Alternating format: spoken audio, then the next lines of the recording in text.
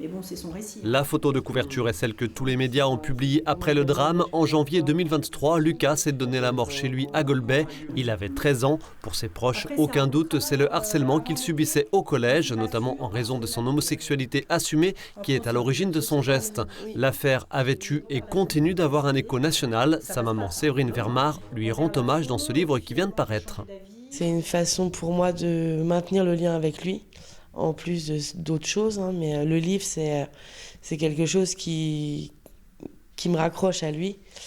Et c'est quelque chose aussi, tout le monde s'identifie, beaucoup de personnes peuvent s'identifier, donc voilà, c'est une manière à moi de le garder, oui, vivant.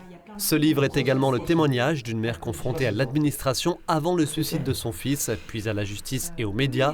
L'enquête a été très rapide, moins de 4 mois. En juin, 4 élèves du collège de Lucas sont condamnés pour harcèlement, les juges n'ayant toutefois pas retenu le lien de causalité avec le suicide. Suivra en novembre leur relax par la cour d'appel de Nancy, puis le pourvoi en cassation tant de la maman de Lucas que du parquet du tribunal judiciaire d'Épinal. Séverine Vermar et son avocate espérant que soit prise en compte l'enquête administrative clôturée fin 2024 et caractérisant les faits de harcèlement. Ça vient quand même établir un contexte et ça vient confirmer un certain nombre d'éléments qui étaient néanmoins dans le dossier en prémisse.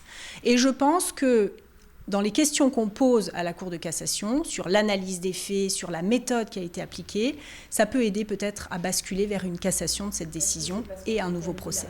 Depuis quelques semaines, la maman de Lucas enchaîne interviews et plateaux télé et s'accroche à cet espoir de reconnaissance du lien de causalité entre le harcèlement et le suicide de son fils.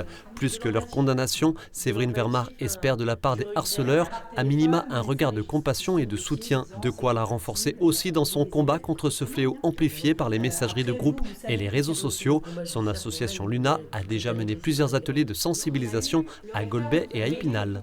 Il y a le mot chamaillerie, il y a le mot harcèlement. Il faut arriver à distinguer les deux. La chamaillerie, ça dure très peu de temps, hein, c'est 1 heure.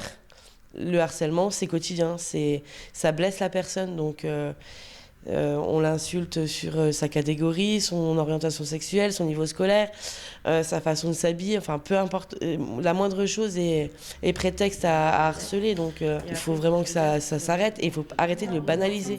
Selon Catherine Fèvre, la justice doit elle aussi se remettre en cause.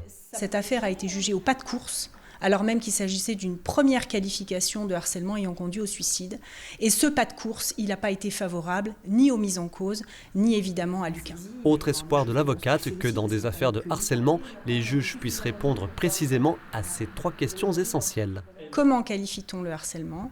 Comment qualifie-t-on l'altération de l'état de santé et la dégradation des conditions de vie ? Et comment présume-t-on ou pas que ce harcèlement a pu conduire au suicide ? La décision de la Cour de cassation est espérée selon Catherine Fèvre avant cet été. D'ici là, la maman de Lucas poursuit sa lutte contre le harcèlement auprès du grand public, notamment en librairie. Elle sera ce samedi 18 janvier au 9 à Saint-Dié-des-Vosges et le samedi 8 février au Moulin des Lettres à Épinal.